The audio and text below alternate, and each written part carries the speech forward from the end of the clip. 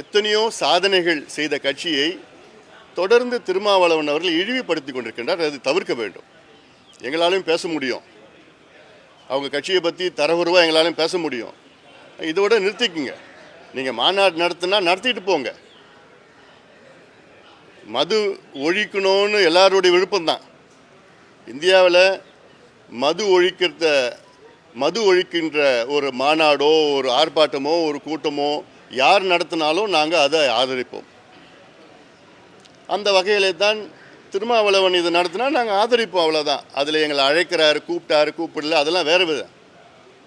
நாங்கள் யார் நடத்தினாலும் நாங்கள் ஆதரிப்போம். ஏன்னா இது எங்களுடைய எங்கள் கட்சியினுடைய அடிமட்ட கொள்கை அது. ஆனாலும் இவங்க அந்த கட்சி, இவங்க இந்த கட்சி அப்படிலாம் பேசுறதில்ல. அதை நிறுத்திக்கணும். மது ஒழிப்பில் நாங்கள் பிஹெச்டி படிச்சிருக்கிறோம். திருமாவளவன் அவர்கள் இப்போ தான் எல்கேஜி வந்திருக்கிறார். அவர் தான் இப்போ தான் தொடங்கியிருக்கிறார். எங்கள் ஐயா கட்சி தொடங்குவதற்கு முன்பாகவே 1980 மது ஒழிப்பு கொள்கையை கடைபிடித்து வருகிறார்கள். எங்கள் ஐயாவால் தான் இன்னைக்கு தமிழ்நாட்டில் அனைத்து கட்சி, திருமாவளவன் அவர்கள் கட்சியும் சேர்த்து திமுக, அதிமுக அத்தனை கட்சிகளும் மதுவை பற்றி பேசாத கட்சிகள் இன்னைக்கு மது விலக்கு கொள்கையை நாங்கள் கொள்கை ரீதியில் ஏற்றுக்கொண்டிருக்கின்றோம் என்று அதற்கு ஒரே காரணம் எங்களுடைய மருத்துவர் ஐயா அவர்கள் தான். அதனால ஒன்றும் தப்பு இல்லை. நாங்கள் எல்கேஜி படித்தாலும் சரி, எங்களுக்கு அந்த சமூக பொறுப்புணர்வு இருக்கிறது என்பது மக்கள் புரிந்து கொண்டால் போதும். இல்லை, அவர் பாமக விமர்சிக்கல, நாங்கள் எடுத்ததை வரவேற்று தான் பேசியிருக்கிறாரு. ஆனால் பாமகவை பற்றி நான் சொல்லக்கூடிய கருத்தை அவர் கண்டிச்சிருக்கிறாரு. அப்படி சொல்ல வைத்தது அவங்க தான். நாங்கள் சிதம்பரத்தில் நான் முதல்ல தேர்தல் நேரத்தில் மிகப்பெரிய வன்முறை நடந்ததற்கு அவர்கள் தான் காரணம்.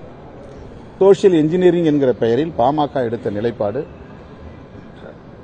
தலித் வெறுப்பு என்பதாக அமைந்துவிட்டது. அதிலே குறிப்பாக விசிகாவுக்கு எதிராக, திருமாவளவனுக்கு எதிரான அபாண்டமான அவதூறுகள் திட்டமிட்டு பரப்பப்பட்டது. அதன் பிறகு நாங்கள் உயர்நிலைக் குழுவில் எடுத்த முடிவு, அந்த முடிவை நான் திரும்ப சொல்லுகிறேன், அவ்வளவுதான். யாரையும் நாங்கள் குறைத்து மதிப்பிடவில்லை, யாரையும் காயப்படுத்த வேண்டும் என்பது எங்களுடைய நோக்கமில்லை. நாங்கள் காயப்படுத்தப்பட்டோம். நாங்கள் இரத்தக்கரையோடு கை குலுக்கினோம். நல்ல தமிழர் நலன்களுக்காக, தமிழ் மொழியின் நலன்களுக்காக, தமிழ் நாட்டு நலன்களுக்காக, நல்லது, நம்முடைய தனிப்பட்ட பிரச்சனைகளை முன்னிறுத்த வேண்டாம் அப்படின்னு அந்த நிலையிலும் கூட நாங்கள் கடந்த காலத்தில் ஏற்பட்ட கசப்பான அனுபவங்களை எல்லாம் மறந்துவிட்டு கைகோர்த்தோம். ஆனால் திடுமென தேர்தல் அரசியலுக்காக சோசியல் இன்ஜினியரிங் என்கிற பெயரில் அகில இந்திய அளவிலே பிஜேபி சிறுபான்மை வெறுப்பு அரசியலை கையில் எடுத்ததைப் போல தமிழ்நாட்டை பொறுத்தவரையில் அப்படி மைனாரிட்டிஸுக்கு எதிரான ஹேட் பாலிடிக்ஸை பேச முடியாத சூழலில் தலித் சமூகத்தை தலித் நான் தலித் என்று பிரித்து ஒரு வெறுப்பு அரசியலை விதைத்தது பாமக. இதை அவர்களால் மறுக்க முடியாது. செய்திகளை உடனுக்குடனும் துல்லியமாகவும் தெரிந்து கொள்ள சப்ஸ்கிரைப் பண்ணுங்க.